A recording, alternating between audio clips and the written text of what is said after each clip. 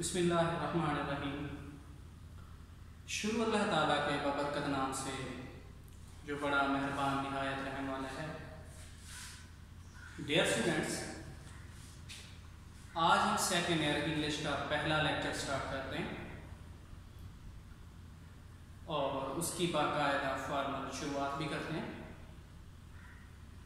सबसे पहले हमें ये बताना चाहिए कि सेकेंड ईयर की जो इंग्लिश है उसमें हमारे पास सिलेबस क्या है, कौन कौन से क्वेश्चंस होते हैं, कौन सा क्वेश्चन सब्जेक्टिव में आएगा और कौन सा क्वेश्चन जो है हमारे पास सब्जेक्टिव में होता है।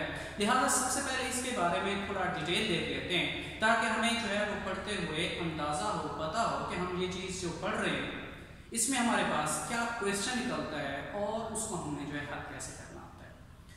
फॉर एग्जाम्पल, अगर हम जो है सेकेंड ईयर इंग्लिश की बात करें डियर स्टूडेंट्स, तो उसमें सबसे पहले हमारे पास जो सबसे अहम चीज आ जाती है तो वो है हमारे पास जिसे हम जो है वो नाम दे देते हैं बुक सेकेंड। आपको याद होगा फर्स्ट ईयर में हमने जो है वो बुक फर्स्ट और बुक थर्ड के बारे में पढ़ा, लेकिन सेकेंड ईयर में क्या है, एक है हमारे पास बुक सेकेंड और दूसरे नंबर पे हमारे पास, जैसा कि आपको जो है इल्म भी होगा इस बारे में, एक नावल आ जाता है जिसके बारे में हमने जो है वो स्टडी करना होता है और वो नावल होता है डियर स्टूडेंट्स हमारे पास मिस्टर चिप्स।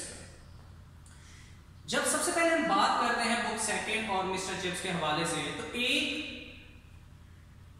अहम बात जो मैं आपसे शेयर करना चाहता हूं, आपको बताना चाहता हूं, वो ये कि जैसे हमने बुक फर्स्ट ईयर के अंदर पढ़ी थी, उसमें एक क्वेश्चन था हमारे पास ट्रांसलेशन के हवाले से, यानी कि 15 लेसन में से हमें जो है वो एक पैराग्राफ दिया जाता था, हमने उसकी ट्रांसलेशन करनी होती थी और ये क्वेश्चन सब्जेक्टिव के अंदर आता था और ये हमारे पास 15 नंबर का होता था। तो सबसे पहले एक अहम बात जो मैं आपसे शेयर करना चाह रहा था वो ये है कि बुक सेकेंड और मिस्टर चिप्स का जो नावल है डियर स्टूडेंट्स, इसमें हमारे पास इंग्लिश टू उर्दू ट्रांसलेशन का कोई भी क्वेश्चन मौजूद नहीं है। मतलब आपको ट्रांसलेशन नहीं करनी पड़ेगी, आपके पास पैराग्राफ नहीं आएगा जिसमें जो है वो आपको ट्रांसलेशन करनी पड़ेगी इंग्लिश से उर्दू में। लेकिन अब देखते हैं कि अगर हमारे पास ट्रांसलेशन नहीं है मिस्टर चिप्स में या बुक सेकेंड में, तो ऐसे कौन से क्वेश्चन होते हैं जिनके बारे में हमें स्टडी करना होता है बुक सेकेंड और मिस्टर चिप्स को। तो सबसे पहले बात कर लेते हैं डियर स्टूडेंट्स बुक सेकेंड के हवाले से।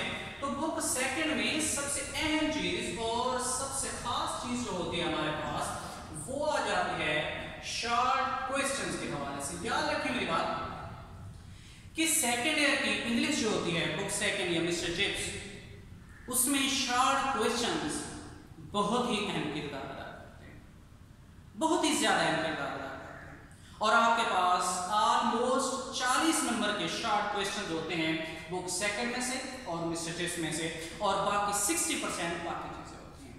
तो आप अंदाजा लगा सकते हैं कि सेकंड ईयर में शॉर्ट क्वेश्चंस की अहमियत कितनी होती है। ये तो हो गया हमारे पास पहला हिस्सा बुक सेकंड में जिसको हमने जो पढ़ना होता है शॉर्ट क्वेश्चंस का। दूसरे नंबर पे जब हम चलते हैं डियर स्टूडेंट्स, तो हमारे पास जो है एक और क्वेश्चन आता है जो ऑब्जेक्टिव क्वेश्चन है हमारे पास, और वो है सिनोनिम्स का। जैसे कि हमने जो है फर्स्ट ईयर में भी पढ़ा था, सिनोनिम्स वहां पर भी हमने किए थे और आपको पता है कि सिनोनिम्स को हल करने के लिए ना रट्टे की जरूरत पड़ती है, ना ही जो है किसी और चीज की जरूरत पड़ती है सिवाय वोकैबुलरी के और आपकी स्ट्रगल के। आपको क्या आता है, आपने थारो स्टडी की है, मुकम्मल तौर पर पढ़ा है या नहीं पढ़ा है, वो जो है डिपेंड करता है कि आप सिनोनिम्स क्वेश्चन हल कर पाएंगे या नहीं कर पाएंगे। ये दो क्वेश्चंस डियर स्टूडेंट्स आपके पास आते हैं बुक सेकेंड में से। उसके बाद जब हम बात करते हैं मिस्टर चिप्स के हवाले से, तो याद रखें मिस्टर चिप्स के अंदर भी यही दो क्वेश्चन आपके पास मौजूद होते हैं। कौन कौन से, वही जो है यहां पर भी मैं नारेट कर देता हूं कि सबसे पहला जो आपके पास क्वेश्चन आएगा मिस्टर चिप्स में से, वो आएगा आपके पास शॉर्ट क्वेश्चंस के हवाले से, ठीक है। दूसरा जो क्वेश्चन आएगा हमारे पास वो आएगा डियर स्टूडेंट्स हमारे पास उसी तरह जिस तरह हमने बुक सेकंड में देखा है सिनोनिम्स। जैसे कि मैंने आपको पहले बता दिया कि जैसे बुक सेकंड के शॉर्ट क्वेश्चन इंतहाई अहमियत के हामिल होते हैं, उसी तरीके से शॉर्ट क्वेश्चन मिस्टर चिप्स के भी इंतहाई अहमियत के हामिल होते हैं। लेकिन एक और बात जो बहुत ही ज्यादा कम स्टूडेंट्स को बताई जाती है, बल्कि बताई नहीं जाती दिया जाता है कि ये है आपके पास क्वेश्चंस, ये है बुक, ये उठाएं और उसे याद करें और एग्जाम देते हैं। नहीं, ऐसा नहीं होता। अगर ऐसा करेंगे तो जब एक क्वेश्चन आउट ऑफ कोर्स आता है तो वहां पर आप मुश्किल का सामना करेंगे। आपको ये याद रखना चाहिए कि अगर आपके पास बुक सेकंड मिस्टर चिप्स के अंदर ट्रांसलेशन नहीं है तो इसका मतलब ये नहीं है कि ये दोनों बुक्स जो है वो गैर अहम हो गई, आपने इनको जो है सिरे से देखना ही नहीं है कि ट्रांसलेशन तो है नहीं, तैयारी क्या करनी, शॉर्ट क्वेश्चन याद कर लेंगे। नहीं, याद रखें मेरी बात, सेकंड ईयर की जो इंग्लिश है वो इंतहाई टेक्निकल है, इसमें बिल्कुल रट्टा नहीं चलेगा। जब आपके पास तो आपको एग्जाम के अंदर शॉर्ट क्वेश्चन देगा, वो लाजमी नहीं है कि वो आपको आपकी बुक के आखिर में जो एक्सरसाइज के अंदर मौजूद है वही दे दे, नहीं, बल्कि वो क्या करेगा, वो आपके पूरे चैप्टर्स जो हैं उन्हीं में से निकाल के आउट ऑफ कोर्स भी दे सकता है कि आप इसको हल करें। तो वहां पर आपका रट्टा काम नहीं आएगा, बल्कि अगर आपने जो है इंतहाई ध्यान के साथ पूरा चैप्टर पढ़ा होगा, थारोली पढ़ा होगा, तब जाकर आप वो क्वेश्चन शॉर्ट क्वेश्चन हल कर सकते हैं। खुदा न खास्ता बिलफर्ज अगर आपने चैप्टर को किसी जगह पर मिस किया है, कोई पैराग्राफ मिस कर दिया है और वहां से उसने शॉर्ट क्वेश्चन निकाल लिया है, तो याद रखें एग्जाम के अंदर, एग्जाम जो होता है, इम्तिहान जो होता है, एग्जामिनेशन हॉल के अंदर आपका एक एक नंबर आपके मेरिट के लिए भारी होता है। अगर आपने एक नंबर मिस किया तो याद रखें आप मेरिट लिस्ट में आप इस तरह समझें एक नंबर नीचे आ जाते हैं। लिहाजा इसको बिल्कुल गैर अहम नहीं लेना है कि ट्रांसलेशन नहीं है, इसको छोड़ दें, शॉर्ट क्वेश्चंस कर लेंगे, नहीं, बिल्कुल ऐसा नहीं करना है। ये इंतहाई अहमियत के हमें होती है। Out of course short questions, synonyms, इसका आना लाजमी होता है सेकंड ईयर के अंदर, इसलिए आपने दोनों को जो है सबसे ज्यादा अहमियत की नजर से देखा है। उसके बाद जो दूसरी बात है जो आउट ऑफ जो है वो लाइन आउट ऑफ कोर्स में करना चाहता हूँ, वो ये, अगर आप इरादा रखते हैं कि आप एफएससी के बाद, इंटर के बाद जाना चाहते हैं इंजीनियरिंग फील्ड में या किसी मेडिकल फील्ड के अंदर या मेडिकल डिपार्टमेंट के अंदर, जो आप किसी भी फील्ड से लिंक करना चाहते हैं, तो याद रखें एंटी टेस्ट की जो तैयारी होती है वो इन्हीं बुक सेकंड और जो फर्स्ट ईयर के अंदर बुक फर्स्ट पढ़ी आपने, उन्हीं में से अक्सर पॉइंट्स वो इंग्लिश के निकालता है। प्रीपोजिशन निकाल लेता है, टेंसेस निकाल लेता है, वर्ब्स निकाल लेता है, प्रोनाउंस निकाल लेता है, उनकी मिस्टेक्स कर देता है और वो कहता है इसे ठीक करें। अगर आपने थॉरली स्टडी नहीं की है तो याद रखें यहां पर तो आपके पास ये नंबर कम होने पे आपके ऊपर भारी पड़ेंगे। जब आप एंड टेस्ट के लिए जाएंगे वहां पर अगर आपने इनकी थॉरली स्टडी नहीं की है तो याद रखें वहां पर भी ये आपके नंबर कम कराने की अहमियत रखते हैं। इसलिए इन दोनों बुक्स को, मिस्टर चिप्स और बुक सेकंड, इसको जो है इंतहाई अहमियत की नजर से आपने देखना है। ठीक है, अब सर चलते हैं, ये तो हमने देख लिया कि बुक सेकंड और मिस्टर चिप्स के नावल के अंदर कौन कौन से क्वेश्चन होते हैं। अब आ जाते हैं बुक सेकंड के अंदर है क्या। बुक सेकंड में हमारे पास जो है वो आ जाते हैं 15। अब जो है कुछ सालों से गवर्नमेंट ने एक और जो है वो चैप्टर का इजाफा भी किया है।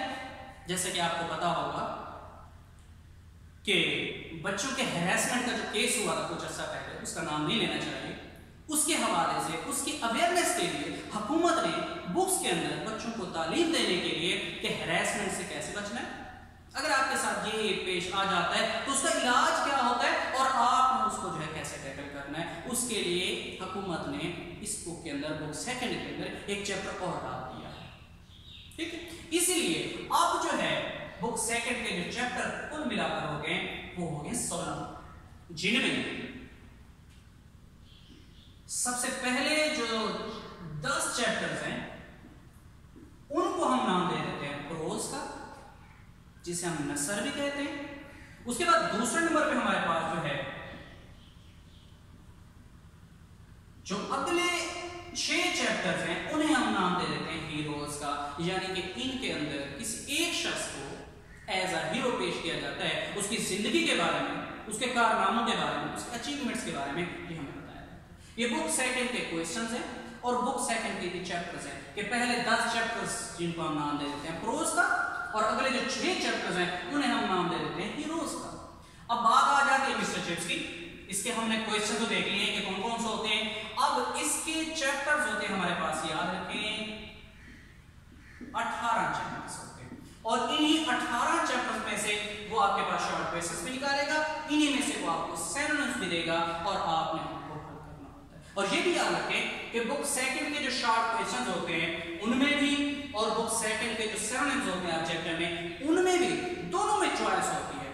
ये नहीं है कि आपको जो क्वेश्चन दे दिए जाएंगे आपने सिर्फ उन्हीं को हल करना है, उसके बगैर आपका कोई चारा नहीं है, बल्कि वो यहाँ पर भी आपको चॉइस देगा अपनी मर्जी से, यहाँ पर भी आपको शॉर्ट क्वेश्चन में चॉइस देता है। सिनोनिम्स ऑब्जेक्टिव के अंदर कोई चॉइस नहीं होती, बल्कि सब्जेक्टिव के अंदर वो आपको हर क्वेश्चन में चॉइस देता है, आपने क्या करना है। मिस्टर चिप्स के अंदर वो आपको तकरीबन 12 क्वेश्चन देते हैं, ठीक है। उसके बाद आपने उनमें से 8 का इंतखाब करना होता है, 8 को चुन के आपने हल करना है। ये तो हो गई हमारे बुक्स की बात। उसके बाद बात आ जाती है इसके अलावा एक और क्वेश्चन आता है हमारे पास, वो होता है एसेज का। जैसे आपने फर्स्ट ईयर के अंदर लेटर्स किए हैं, स्टोरीज किए हैं, एप्लीकेशंस किए हैं, इसी तरह सेकेंड ईयर के अंदर आपके पास इनको हटाकर इनके एक्सचेंज में आपके पास जो है वो होता है ऐसे का क्वेश्चन। उसमें भी आपके पास चॉइस होती है, आपने एक लिखना होता है। उसके बाद फिर एक और क्वेश्चन आता है, फर्स्ट ईयर में आपने प्यारा वर्ड्स पढ़े, लेकिन सेकेंड ईयर जहां पर आपने क्या करना होता है, उनकी जगह पर इडियम्स करने होते हैं और उनकी जगह पर फ्रेजल वर्ड्स का क्वेश्चन होता है, वो आपने जो करना होता है। इसी तरह अब बात आ जाती है एक और क्वेश्चन की, उसमें आपने क्या करना है, पहले तो आपने बुक फर्स्ट में, फर्स्ट ईयर के अंदर बुक फर्स्ट में आपको एक पैराग्राफ दिया गया है, आपने उसको ट्रांसलेट उर्दू के अंदर। यहां पर क्या होगा, वो आपको एक पैराग्राफ देगा उर्दू का, वो इन बुक्स से रिलेट बिल्कुल नहीं होगा, यानी कि वो इन बुक्स में से उठाकर नहीं देगा, बल्कि वो अपनी तरफ से कहीं से भी दे सकते हैं। कभी कभार किसी बुक को ले भी लेते हैं, उसी में से पैराग्राफ उठा लेते हैं, कभी कभार वो किसी अखबार का, न्यूज़पेपर का आर्टिकल उठा के दे देता है कि ये ले आप इसको जो हल करें। आपको एक पैराग्राफ उर्दू का दिया जाएगा, आपने उसे क्या करना होगा, आपने उसे इंग्लिश में ट्रांसलेट करना होगा। और ये तब हो पाएगा जैसा कि आप बेहतर जानते हैं, क्योंकि फर्स्ट ईयर में ये चीजें आप फेस कर चुके हैं और आपको पता है कि ये चीजें कितनी मायने रखती हैं और किस क्वेश्चन को हल करने के लिए किस तरीके की तैयारी की जरूरत होती है। तो लिहाजा उर्दू टू इंग्लिश ट्रांसलेशन में आपके पास वोकैबुलरी और टेंसेस, इनका इल्म इंतहाई होना आपके पास लाजमी, यानी कि आपको टेंस भी 12 एक्टिव पैसिव दोनों तरीके से वो भी आने चाहिए, वोकैबुलरी भी आपको आनी चाहिए। ये है आपके पास सिलेबस। और उसके बाद जो है अब हम शुरू करते हैं, जैसे कि हमने पढ़ा है कि हमारे पास 16 चैप्टर है, जिनमें पहले 10 प्रोज हैं और अगले 6 जो है वो हमारे पास हीरोज कहलाते हैं। अब देखते हैं प्रोज नंबर 1 स्टार्ट करते हैं, क्योंकि हमारा पहला लेक्चर है इसलिए पहला प्रोज स्टार्ट करते हैं और प्रोज में देखते हैं कि हमने जो है क्या पढ़ना है और कौन सा क्वेश्चन आएगा वो आपके सामने यहाँ पर मौजूद है। लेकिन दोबारा वही बात मैं करूंगा पढ़ने से पहले कि अहमियत की हामिल है, इंतहाई अहम है ये आपके एंट्री टेस्ट के लिए भी और यहाँ के लिए भी, एग्जाम के लिए। इसलिए फोकस करके अपने जहन को अटेंड करके सुने और पूरे लेसन की एक एक सेंटेंस के ऊपर गौर करें कि उसने कौन सा क्वेश्चन उसके अंदर रेज किया आपके लिए। देखिए पहला प्रोज, द डाइंग सन, टूटता फूटता सूरज। A few stars are known. चंद सितारों के बारे में हमें मालूम है, which are hardly bigger than the earth, जो कि जमीन से बामुश्किल ही बड़े हैं, but most of them are so large that hundreds of thousands of earths could be packed inside each. लेकिन इनमें ज्यादातर सितारे इतने बड़े हैं कि इनमें लाखों जमीनें हर एक सितारे में समाई जा सकती हैं। चंद सितारों के बारे में हम जानते हैं जो जमीन से मुश्किल ही बड़े हैं, लेकिन ज्यादातर सितारे इतने बड़े हैं कि हर सितारे के अंदर लाखों जमीनें समाई जा सकती हैं। And leave room to spare, और फिर भी उन सितारों में जगह बच जाती है या गुंजाइश बच जाती है। अब यहां पर मैं आपको एक पॉइंट बताता चलूं, ग्रामेटिकल पॉइंट, कि रूम के बारे में हमने पढ़ा है कि रूम कहते हैं किसी कमरे को, लेकिन रूम का एक और मीनिंग भी होता है, रूम कहते हैं गुंजाइश को भी कहते हैं, खाली जगह को भी कहते हैं। लिहाजा अगर आपके सामने किसी जगह पर रूम लिखा हो तो इसका डेफिनेट मतलब ये नहीं है कि ये कमरे के बारे में जो है वो इशारा कर रहा है, बल्कि हो सकता है किसी जगह की गुंजाइश के बारे में बात कर रहा है। लिहाजा रूम के दो मीनिंग डिजाइन करते हैं। Here and there we find an immense star. कहीं कहीं हमें बहुत बड़ा सितारा मिलता है, large enough to contain millions and millions of us. जो सितारा इतना कुशादा होता है कि करोड़ों जमीनों को अपने अंदर समा सकता है। कहीं कहीं हमें इतना बड़ा सितारा मिलता है कि जो इतना बड़ा होता है, जिसमें इतनी गुंजाइश होती है, जिसमें करोड़ों जमीनें समाई जा सकती हैं। And the total number of stars in the universe, और पूरी कायनात में सितारों की जो कुल तादाद है, is probably something like the total number of grains of sand on all the seashores of the world. कायनात में सितारों की जो कुल तादाद है वो गालिबन कुछ ऐसे है जैसे कि दुनिया के तमाम साहिल समंदर पर मौजूद रेत के ज़र्रात की तादाद है। Such is the littleness of our home in space. हमारे घर का हुजूम इस खला में इतना छोटा है, या हमारे घर का छोटापन खला में इतना है, when measured up against the total substance of universe. जब कायनात के कुल हुजूम के मुकाबले में मापा जाए हमारी जमीन को, तो हमारी जमीन का हुजूम पूरी कायनात में इतना छोटा है। These millions of stars are wandering about in space. ये लाखों करोड़ों सितारे खला में इधर उधर गर्दिश कर रहे हैं। वॉन्डरिंग, गर्दिश करना, घूमना। A few farm groups which journey in company. चंद सितारे गिरोह बना लेते हैं। फार्म कहते हैं बना लेना, तश्कील दे देना। चंद सितारे गिरोह तश्कील ले लेते हैं जो इकट्ठे सफर करते हैं। कंपनी, इकट्ठे सोबत में किसी के साथ मिलकर चलते। But most of them travel alone. लेकिन ज्यादातर जो सितारे होते हैं वो तन्हाई सफर करते रहते हैं। चंद सितारे गिरोह बना लेते हैं और इकट्ठे सफर करते हैं, लेकिन ज्यादातर सितारे अकेले ही सफर करते हैं। And they travel through a universe so immense, और ये सितारे एक ऐसी कायनात में सफर करते हैं जो कायनात इतना वसी है that it is a very very rare event indeed कि ये बिलाशुबा एक नायाब वाकया होता है for one star to come anywhere near the another, कि जब एक सितारा दूसरे सितारे के करीब पहुंच जाए। ये सितारे एक ऐसी कायनात में सफर करते हैं जो कि इतना वसी होती है कि एक सितारे का दूसरे सितारे के करीब आना एक नायाब वाकया होता है। मतलब कि ऐसा नहीं हो सकता है कि एक सितारा दूसरे सितारे के करीब चला जाए। For the most part, each star makes its voyage in complete loneliness. ज्यादातर तो हर एक सितारा अपना सफर मुकम्मल तन्हाई में करता है। Like a ship on an empty ocean, बिल्कुल ऐसे ही जैसे कि एक बहरी जहाज किसी समंदर में अकेले सफर कर रहा हो। In a scale model in which the stars are shipped, the average ship will be well over 1 million miles from its nearest neighbor.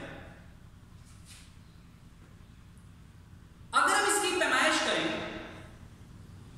इसका पैमाना लें, जिसमें हम कह सकते हैं कि एक सितारा एक बहरी जहाज की तरह है किसी समंदर में, तो उस समंदर में एक बहरी जहाज अपने करीबी हमसाए बहरी जहाज से 10 लाख मील के फासले पर मौजूद होता है।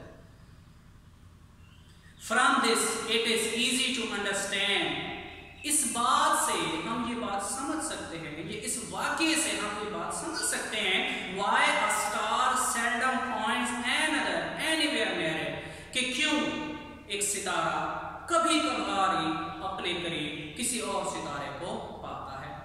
इस बात से हम इस बात का अंदाजा लगा सकते हैं, ये इस एग्जाम्पल से, इस मिसाल से हम अंदाजा लगा सकते हैं कि क्यों ऐसा कभी कभार होता है कि एक सितारा दूसरे सितारे के करीब पहुंच जाए, क्योंकि एक सितारा अपने दूसरे हम